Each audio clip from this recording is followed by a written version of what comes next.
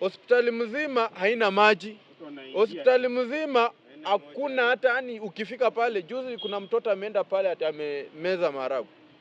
Mtoto alikufia hapa outpatient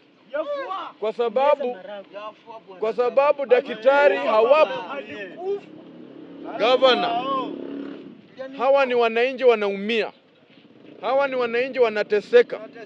Na malengo ya Mheshimiwa Oparanya haikuwa kwamba wananchi wateseke. Ilikuwa kwamba wananchi wafurahie. Lakini sasa mahali umetufikisha governor, sisi tumechoka. Na tunasema tumechoka. Na ndio maana unasikia tukiimba wimbo mmoja tukisema wewe ni one term.